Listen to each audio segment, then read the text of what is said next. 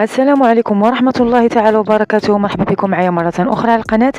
اليوم إن شاء الله جبت لكم معايا طريقة جدا مبتكرة لتزيين الكيك رولي أو السويس رول بطريقة جدا مبتكرة رائعة. حشوة كذلك جدا رائعة لذيذة. خليكم مع الفيديو باش هكا نتعرفوا على المكونات والطريقة ديال التحضير. ما تنسونيش كذلك من اللايك والاشتراك باش هكا تكبر القناة وتعم الفائدة وفرجة ممتعة.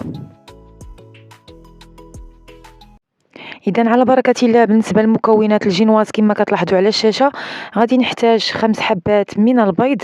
الا كان عندكم البيض كبير تكتفوا فقط ب4 حبات، واذا كان عندكم متوسط من الاحسن تستعملوا 5 حبات. غادي نحتاج كذلك 120 من الدقيق الابيض المغربل، ما يعادل تقريبا كأس قياس ديال العنبه. غادي نحتاج كذلك 120 غرام من السكر حبيبات، اللي هي تقريبا كأس قياس ديال العنبة. ثم غادي نستعمل النكهه ديال الفراوله الا كانت متوفره عندكم، الا ما كانش فقط ديروا غير نكهه الفانيلا. وكذلك غادي نستعمل كميه من الملون الاحمر لاعطاء اللون. اما بالنسبه للطريقه ديال التحضير، فاول حاجه غادي نفصل الصفار عن البياض، وغادي نخدم البياض هو الاول. اذا غادي نحاول نضيف ليه كميه من الملح، اذا رشه فقط. ثم بالاستعانه بالطراب الكهربائي غادي نحاول نخفق البياض ديالي جيدا حتى كيتضاعف ليا الحجم ديالو.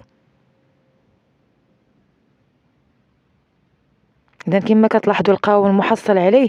بعد ذلك غادي نخدم الصفار. اذا غادي نضيف ليه ديك 120 غرام ديال السكر حبيبات، وغادي نضيف ليه كذلك نكهه ديال الفراوله او الفريز.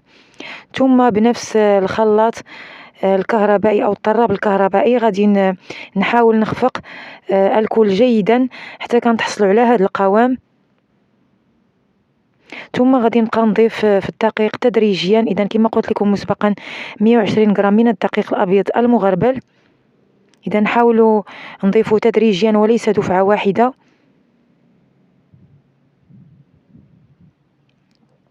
نبغي نذكركم بان المكونات غادي تلقاوهم في اول تعليق.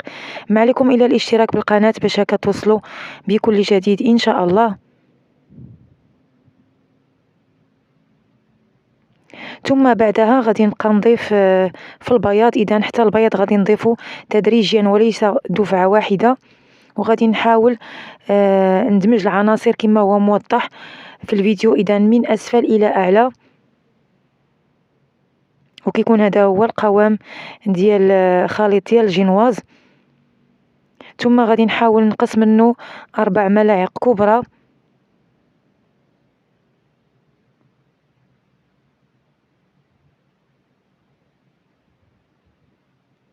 ثم غادي نضيف كمية من الملون الأحمر.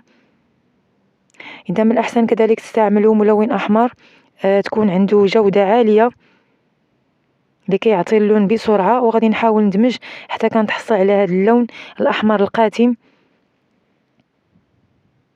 لون جدا رائع لكي يعطي الكيك واحد المنظر رائع. إذا وغادي نحاول نفرغ محتوى ديال الخليط في شيميكا أو في جيب حلواني، إذا حسب المتوفر.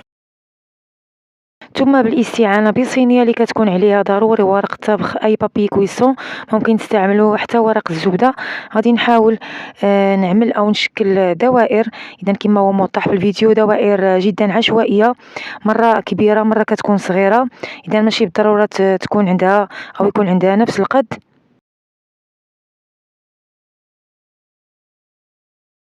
كما كتلاحظوا الشكل ديال الدوائر عن قرب.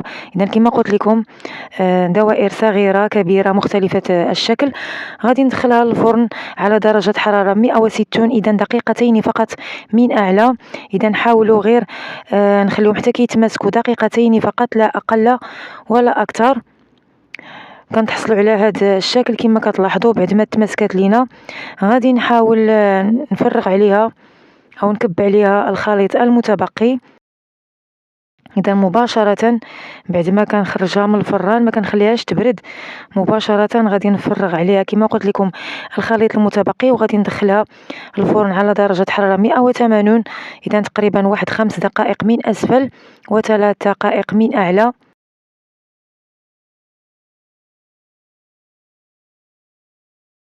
وكيكون هذا هو الشكل ديال الجينواز تاعنا بعد ما طابت. اذا غادي نحاول مباشره نغطيها بواحد الثوب اللي كيكون فازق، اذا باش هكا ما تلصقش لينا. وغادي نحاول نحيد او نزول داك بابي كويسون بكل حذر.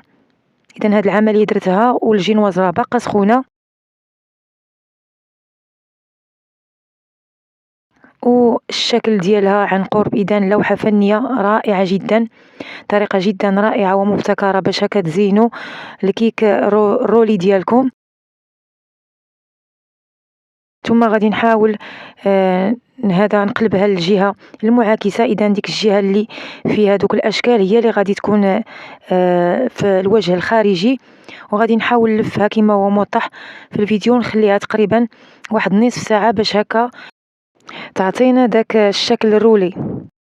ثم في هذه الاثناء غادي نحاول نوجد الحشوه باش غادي نزين بها الكيك رولي ديالي. اذا كما كتلاحظوا 20 سنتيلتر من الكريمه السائله الحلوه، غادي نستعمل معها تقريبا واحد نصف كاس ديال مشروب او سيرو ديال الرمان.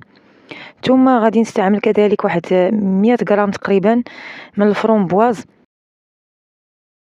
بالنسبه للطريقه، اول حاجه غادي نخدم ديك الكريمه، اذا غادي نضيف عليها فقط ديك نصف كاس تقريبا ديال مشروب ديال الرمان، وغادي نخفق الكل بالطراب الكهربائي حتى كيتضاعف لينا الحجم ديالو.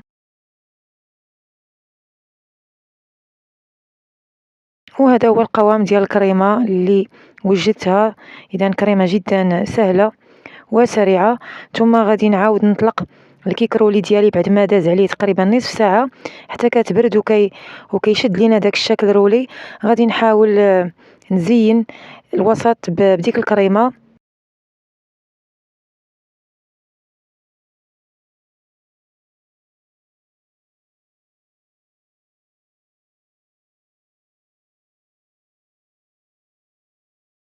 ثم غادي نضيف كذلك قطع ديال الفرومبواز اللي ممكن تعوضوها بالتوت اي الفريز.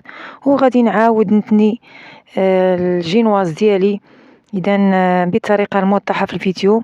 اذا طريقه جدا سهله، اذا على شكل لولب او على شكل حلزوني. ثم غادي ندخلها للمجمد تقريبا واحد ساعه باش هكا تمسك لينا جيدا، وباش هكا نحيدوا ليها دوك الجوانب بكل سهوله. وكيكون هذا هو الشكل النهائي ديال كيك رولي او سويس رول اللي حضرته معكم بطريقه جدا مبتكره، طريقه جدا رائعه في التزيين وغير مكلفه، بحشوه كذلك جدا رائعه مميزه. كنتمنى صراحه تجربوها وتجربوا هذه الطريقه في تزيين الكيك رولي، اكيد غادي تعجبكم وغادي تعجب الضياف ديالكم. كنتمنى كذلك الحلقه تاع اليوم تكون نالت الاعجاب تاعكم. ما تنسونيش من اللايك والاشتراك والبارطاج باش هكا تكبر القناه وتعم الفائده. وفي حلقات جديدة وصفات جديدة من شيوات إلهامية.